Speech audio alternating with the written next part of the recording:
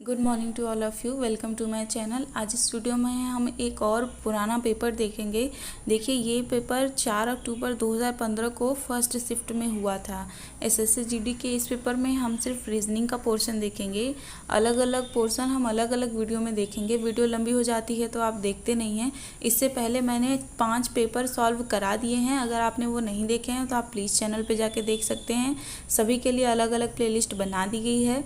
तो चलिए स्टार्ट करते हैं आज की वीडियो। अगर आपने मेरे चैनल को अभी तक सब्सक्राइब नहीं किया है तो सब्सक्राइब करके बेल आइकन ऑन कर लीजिए। हम इस चैनल पे 11 साल का प्रीवियस ईयर क्वेश्चन पेपर देखने वाले हैं जो आपके लिए बहुत ही ज़्यादा इम्पोर्टेंट होने वाले हैं। तो चलिए देखते हैं आज का पहला प्रश्न।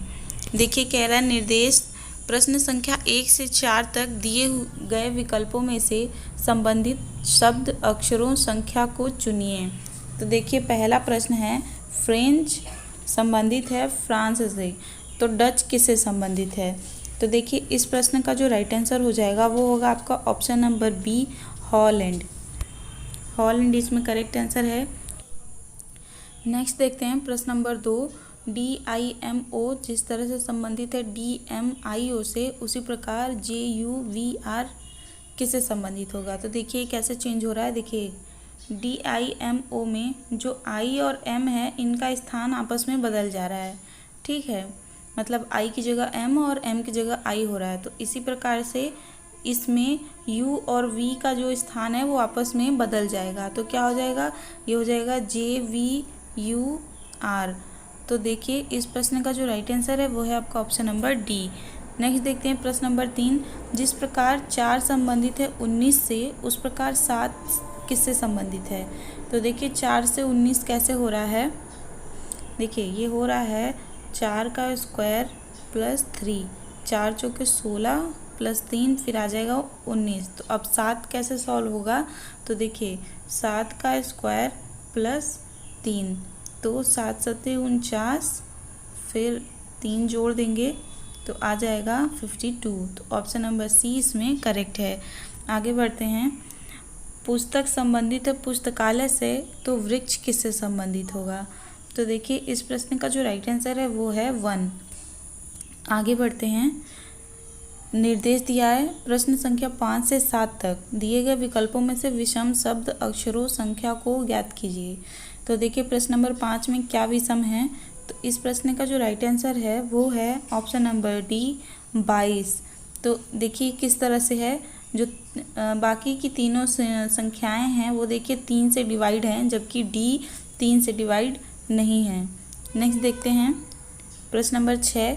SMS, money order, speed post और पत्र, तो इनमें से हमें डिफरेंट बताना है। तो देखिए, जो SMS है वो अलग है, बाकी सब सेम है। आगे देखते हैं प्रश्न नंबर 7। इसमें बताना है कौन सा अलग है। तो देखिए किस तरह से सॉल्व हो रहा है। UQ, इन दोनों के बीच का डिफरेंस कितना है? -4। RN, इनका डिफरेंस कितना है? -4। JG, इनका डिफरेंस है -3। NJ, इनका डिफरेंस है -4। तो ऑप्शन नंबर सी इसमें अलग है। नेक्स्ट देखते हैं। इस प्रश्न संख्या में दिया गया कौन सा विकल्प निम्नलिखित का सार्थक क्रम होगा? तो देखिए, हमें बताना है कि इनका क्रम क्या है। तो देखिए, बालक, व्यवसाय, विवाह, शिक्षा, शिशु में सबसे पहले आएगा शिशु, यानी कि ऑप्शन नंबर 4। उसके बाद क्या होगा? बालक, यानी कि 1। उसके बाद होगा शिक्षा, यानी कि 5। उसके बाद होगा व्यवसाय, यानी कि 2। उसके बाद होगा विवाह, यानी कि 3। तो देखिए, ऑप्शन नंबर डी इसमें करेक्ट है। आगे देखते हैं। देखिए, निर्देश दिया गया है प्रश्न संख्या 9 एवं 10 के लिए एक श्रृंखला दी गई है जिसमें एक पद लुप्त है। दिए गए विकल्पों में से वह सही विकल्प चुनिए जो श्रृंखला को पूरा करे। तो देखिए, ये श्रृंखला किस तरह बढ़ रही है। प्रश्न नंबर 9 देखते हैं। देखिए, BCD, अगर हम इसका अभी के लिए नंबरिंग कर दें 1 2 3, तो देखिए किस तरह से DVC हो रहा है। ये हो रहा है 3 1 2। ठीक है, अब फिर EFG को नंबरिंग कर दें 1 2 3 और इनका 3 1 2 करें तो ये आएगा GEF। तो ऑप्शन नंबर जो सी है आपका करेक्ट है। आगे बढ़ते हैं। प्रश्न नंबर 10। देखिए, 0.15, उसके बाद 0.3, तो देखिए किस तरह से हो रहा है। 0.15 और 0.3, 0.15 गुणे 2 करेंगे तो आएगा 0.3।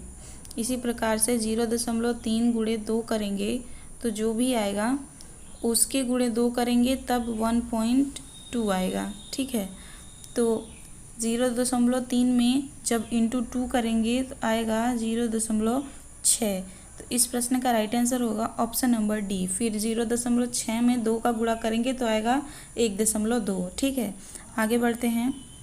यदि स्टोव का कोड यानी STOVE का कोड EVOTS है और कैंडल CANDLE का कोड ELDNAC है तो रिपोर्ट REPORT का कोड क्या होगा। तो देखिए ये कैसे हो रहा है। देखिए ये हो रहा है STOV का कोड इस तरह से हो रहा है। तो ये जो STO और EV है, ठीक है, 3 और 2 इस तरह से डिवाइड है। तो देखिए E और V इस तरह से आ रहा है, फिर OTS दोनों ही रिवर्स हैं। ठीक है, EV रिवर्स हो गया है, फिर OTS रिवर्स हो गया है। इसी तरह से कैंडल में देखिए, कैंडल में 3 का वो बना लेते हैं वर्ग। अब देखिए कैंडल में हो रहा है, पहले इसका रिवर्स हो रहा है ELDE है, फिर देखिए कैन का रिवर्स हो रहा है NAC। अब हमें किसका करना है, रिपोर्ट का करना है। तो REP का अलग से होगा और ORT का अलग योग होगा। तो देखिए फिर होगा ये TRO, फिर REP का होगा PER। तो देखिए इस प्रश्न का जो राइट आंसर हो जाएगा वो होगा आपका ऑप्शन नंबर डी। आगे बढ़ते हैं। एक पुष्प विक्रेता के पास 133 गुलाब थे। उसने उनमें से 5/7 बेच दिए। उसके पास कितने गुलाब शेष बचे हैं। तो देखिए इस प्रश्न को सॉल्व करने के लिए हम पहले देखिए कुल गुलाब दिया है और दिया है कितने बेच दिए। तो हम पहले ये निकालेंगे कि उसने कितने बेच दिए। तो 133 का 5/7। तो देखिए जब इसको हम सॉल्व करेंगे तो आएगा 7 9 63 5 19 बचे 95। अब उसने 95 फूल बेच दिए हैं, तो अब कितने बचे। तो 133 माइनस 95, तो आपका आ जाएगा 38। ऑप्शन नंबर सी इसमें सही हो जाएगा। आगे बढ़ते हैं। दिए गए वैकल्पिक शब्दों में से ऐसे शब्द का चयन कीजिए जो दिए गए शब्दों के अक्षरों का प्रयोग करके नहीं बनाया जा सकता। इनमें से हमें बताना है कि ये जो दी हुई है, पूरा वर्ड दिया हुआ है, इनमें से कौन सा नेक्स्ट शब्द नहीं बनेगा। इन चारों में से बताना है कि ये जो स्पेलिंग है, इनमें दिए हुए जो अल्फ़ाबेट हैं, जो अक्षर हैं, उनका इस्तेमाल करके जो ऑप्शन में दिए गए वर्ड हैं उनमें से कौन सा नहीं बनाया जा सकता है। तो देखिए ये जो ऑप्शन नंबर सी है ये करेक्ट है। क्यों करेक्ट है कि देखिए ये जो रीट्रीट है इसमें देखिए ए है, ये देखिए यहाँ पे ए है, और ये जो इंटरडिपेंडेंट है इसमें ए कहीं नहीं है। तो जो ये स्पेलिंग है वो इससे नहीं बनाई जा सकती। ठीक है, तो ऑप्शन नंबर सी इसमें करेक्ट है। प्रश्न आकृति का प्रयोग करके कौन सी उत्तर आकृति बनाई जा सकती है। तो हमें देखना है कि ये किस आकृति में पूरा आएगा। तो देखिए ये जो है वो आएगा आपका ऑप्शन नंबर बी में। ठीक है, ये वाला जो पोर्शन है ये देखिए यहाँ पे है, और फिर बाकी ये जो साइड से हैं ये चारों साइड है। ठीक है, आगे देखते हैं। प्रवृत्ति को देखते हुए लुप्त संख्या ज्ञात कीजिए। तो देखिए किस तरह से है, यहाँ पे क्या आएगा बताना है। ये देखते हैं पहले किस तरह से है। ये है देखिए 5 × 6 + 4 यानी कि 5 × 6 = 30, 4 = 34। दूसरा देखते हैं 4 × 7 + 2 4 × 7 = 28 और 2 = 30। अब देखिए यहाँ पे आएगा 8 × 3 = 24 और प्लस क्या करेंगे कि 30 आएगा। तो 8 × 3 = 24 + 6 आएगा 30। ऑप्शन नंबर बी इसमें करेक्ट हो जाएगा। चलिए देखते हैं नेक्स्ट क्वेश्चन। प्रश्न नंबर 16, ये सीटिंग अरेंजमेंट का क्वेश्चन है। इस तरह की आप जितनी ज़्यादा रीजनिंग प्रैक्टिस कर सकते हैं उतनी ज़्यादा प्रैक्टिस करिए। इस तरह का क्वेश्चन आना 100% कन्फर्म है, तो इसकी जितनी ज़्यादा प्रैक्टिस हो सके आप करिए। बहुत से बच्चों का गलत होता है अभी भी, तो जिनका भी रीजनिंग कमज़ोर है वो इस तरह के प्रश्नों का ज़्यादा से ज़्यादा प्रैक्टिस करें। तो चलिए देखते हैं क्या कह रहा है क्वेश्चन में। 5 मित्र एक पंक्ति में दक्षिण दिशा में मुंह करके बैठे हुए हैं। देखिए, जब भी उनके बैठने की दिशा बताए तो आप हमेशा केयरफुल रहा करिए। उससे क्या होता है कि जो उनका बायां पक्ष दायां पक्ष है वो बदल जाता है। ठीक है, तो क्वेश्चन में हमेशा ढूंढा करिए कि वो किस तरफ से बैठे हैं। देखिए, कह रहा है उनमें मोहन बालू और राजू के बीच बैठा है। देखिए, दक्षिण दिशा में फेस करके बैठे हैं, यानी कि इधर की। अब जो मोहन है, मोहन हो गया, वो बालू और राजू के बीच में है। ठीक है, तो ये बालू है और ये राजू है, इन दोनों के बीच में है मोहन। अब देखिए, राजू प्रवीण के ठीक दाईं ओर है। अब इनका मुख इधर है, यानी इनका बायां पक्ष इधर है और दायां पक्ष इधर है। तो दायां पक्ष इधर है, तो जो प्रवीण का दायां हो जाएगा वो इधर होगा, यानी कि राजू प्रवीण के दाएं में है। अब देखिए, अमित बालू की दाईं ओर है। अब जो अमित है वो बालू ये है, तो अमित यहाँ हो जाएगा बालू के दाईं ओर। तदनुसार सबसे दाईं ओर कौन है, तो सबसे दाईं ओर देखिए अमित है। ऑप्शन नंबर बी इसमें करेक्ट है। नेक्स्ट देखते हैं प्रश्न नंबर 17। यदि भाग गुणा के लिए है, भाग देखिए गुणा के लिए है, गुणा घटाने के लिए है, घटाना जोड़ के लिए और जोड़ भाग के लिए, यहाँ पे ये प्लस है, थोड़ा क्वालिटी कम हो गई है, तो इस समीकरण को सॉल्व करना है। इस समीकरण को आपस में बदल के सॉल्व करना है। तो चलिए देखते हैं। 48 यहाँ पे प्लस है और जोड़ के लिए भाग है, तो यहाँ पे 6। फिर देखिए यहाँ पे जोड़ है तो जोड़ के लिए प्लस है, तो प्लस 12। यहाँ पे भाग है तो भाग के लिए गुणा, फिर है 2, फिर है प्लस, तो यहाँ पे हो जाएगा भाग, फिर 10।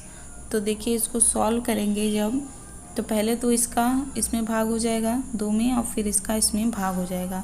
फिर उसके बाद जैसे भी है उसको सॉल्व कर देंगे तो आ जाएगा आपका आंसर 4। ऑप्शन नंबर ए इसमें करेक्ट हो जाएगा। नेक्स्ट देखते हैं प्रश्न नंबर 18। यदि 2 बराबर 0, 3 बराबर 3, 4 बराबर 6 और 5 बराबर 9 हो तो 7 बराबर क्या होगा। तो देखिए किस तरह से सॉल्व हो रहा है। देखिए ये जो 2, 3, 4, 5 है वो +1 हो रहे हैं। ठीक है, और जो ये 0, 3, यहाँ से 0, 3 इसका देखेंगे, फिर 6, फिर 9 है, ये +3 हो रहा है। तो देखिए किस तरह से सॉल्व होगा। देखिए 5 के बाद आएगा 6, तो 6 बराबर 9 + 3 करेंगे आएगा 12। अब यहाँ 7 बराबर पूछा है, तो फिर 7 बराबर कितना आएगा, 12, 3, 15। तो ऑप्शन नंबर सी इसमें करेक्ट हो जाएगा। नेक्स्ट देखते हैं। 2 कथन दिए गए हैं जिनके आगे 2 निष्कर्ष 1 और 2 निकाले गए हैं। आपको विचार करना है कि कथन सत्य है चाहे वह सामान्यतः ज्ञात तथ्यों से भिन्न प्रतीत होते हों। आपको निर्णय करना है कि दिए गए कथनों में से कौन सा निश्चित रूप से सही निष्कर्ष निकाला जा सकता है। अपने उत्तर को निर्दिष्ट करिए। देखिए क्या कह रहा है। कथन है सभी बच्चे विद्यार्थी हैं। अगर ये बच्चे हो गए तो सभी बच्चे विद्यार्थी हो गए। ठीक है, फिर सभी विद्यार्थी खिलाड़ी हैं। अब ये सभी विद्यार्थी जो हैं वो खिलाड़ी हैं। अच्छा, ये अब देखिए निष्कर्ष है। निष्कर्ष 1 कह रहा है सभी क्रिकेट खिलाड़ी विद्यार्थी हैं, तो नहीं, ये गलत है। सभी बच्चे जो हैं वो खिलाड़ी हैं, तो सभी बच्चे खिलाड़ी हैं, ये सही है। तो देखिए केवल निष्कर्ष 2 सही है। तो इस प्रश्न का जो राइट आंसर हो जाएगा वो होगा आपका ऑप्शन नंबर सी। आगे बढ़ते हैं। कौन सी उत्तर आकृति प्रश्न आकृति के प्रतिरूप को पूरा करेगी। तो हमें बताना है इस खाली जगह पे कौन सी आकृति आएगी। तो देखिए इस प्रश्न का जो राइट आंसर है वो है आपका ऑप्शन नंबर डी। आगे बढ़ते हैं। कौन सी उत्तर आकृति दूध, बकरी, गाय और मुर्गी के बीच सबसे सही संबंध दर्शाती है। दूध, बकरी और गाय, तो बकरी और गाय जो है वो दूध देती हैं। ठीक है, और जो मुर्गी है वो अंडा देती है, यानी कि ये इनसे अलग है। तो इस प्रश्न का जो राइट आंसर हो जाएगा वो होगा ऑप्शन नंबर ए। ठीक है, दूध हो गया, बकरी हो गई, गाय हो गई, फिर ये मुर्गी अलग हो गई। ठीक है, नेक्स्ट देखते हैं, कौन सी उत्तर आकृति दी गई प्रश्न आकृति के सही दर्पण प्रतिबिंब है। तो हमें बताना है कि अगर यह आकृति दर्पण में देखी जाएगी तो किस तरह से बनेगा। तो इस प्रश्न का जो राइट आंसर होगा वो होगा आपका ऑप्शन नंबर ए। आगे बढ़ते हैं, एक शब्द केवल एक संख्या समूह द्वारा दर्शाया गया है, जैसा कि विकल्पों में से किसी एक में दिया गया है। विकल्पों में दिए गए संख्या समूह अक्षरों के दो वर्गों द्वारा दर्शाए गए हैं, जैसा कि नीचे दिए गए दो आव्यूहों में एक है। आव्यूह 1 के स्तंभ और पंक्ति की संख्या 0 से 4 दी गई है और आव्यूह 2 की 5 से 9। इन आव्यूहों से एक अक्षर को पहले उसकी पंक्ति और बाद में उसके स्तंभ संख्या द्वारा दर्शाया जाता है। उदाहरण के लिए डी को 00 और 12 द्वारा दर्शाया जा सकता है तथा पी को 56 और 68 आदि द्वारा दर्शाया जा सकता है। इसी तरह से आपको दिए गए शब्द फायर के लिए संख्या आव्यूह को बताना है। तो देखिए, फायर का इन दोनों में हमें देखना है क्या होगा। चलिए देखते हैं इस प्रश्न का सॉल्यूशन। इसके लिए आपसे रिक्वेस्ट है कि आप थोड़ा कॉपी पेपर लेके बैठ जाइए, क्योंकि दोनों जो मैट्रिक्स है वो एक साथ नहीं आ पा रही है। तो इसका सॉल्यूशन भी हम थोड़ा थोड़ा करके देखेंगे, आपको कन्फ्यूज़न ना हो, इसलिए आप थोड़ा पेपर लेके बैठ जाइए। तो चलिए देखते हैं कैसे सॉल्व होगा ये। तो देखिए, हम जो f की पॉसिबिलिटी है वो निकालते हैं। तो देखिए, f है पहले यहाँ, तो ये यहाँ से 0, यहाँ से 4, ये 4 हो गया या 4 0 हो गया। ठीक है, फिर है यहाँ ये 1 0 1 2 2 है, ये यहाँ पे 2 है, या 2 1 हो गया। फिर है यहाँ 0 2 या 2 0। ठीक है, फिर है यहाँ है, तो देखिए ये 3 3 है, दोनों जगह से 3 3 है। उसके बाद है यहाँ, यानी कि 4 1 या 1 4। ठीक है, इस तरह से आप f का जो पूरा है वो लिख लीजिए सारा। ऑप्शन में देख के हम आंसर डिसाइड करेंगे कि क्या होगा। फिर भी मैं बता दे रही हूँ, इसमें से हम 0 2 लेंगे, ऑप्शन में दिया है। नेक्स्ट देखते हैं, f का हो गया। i का देखते हैं। देखिए, i है यहाँ, यानी कि 1 0 0 1। फिर है यहाँ 1 4 या 4 1। फिर है यहाँ है 2 2। फिर है यहाँ 3 0 या 0 3। ठीक है, फिर है यहाँ 4 3 या 3 4। ठीक है, इसको भी आप लिख लीजिए। आगे देखते हैं, f हो गया, i हो गया। अब हम r का देखेंगे। तो r में आते हैं। तो देखिए, r का क्या है, r है यहाँ 5 9 या 9 5। फिर है यहाँ 6 7 या 7 6। फिर है यहाँ 7 5 या 5 7। यहाँ पे 8 8 और यहाँ पे 9 6 या 6 9। तो देखिए, अब ई का देखेंगे। तो ई भी है इसमें, यहाँ पे है 0 2 या 2 0। फिर है यहाँ 0 1 या 1 0। फिर है यहाँ 2 3 या 3 2। फिर है यहाँ 3 1 या 1 3। फिर है यहाँ 4 4। तो चलिए देखते हैं। आई होप आप सभी ने लिख लिया होगा।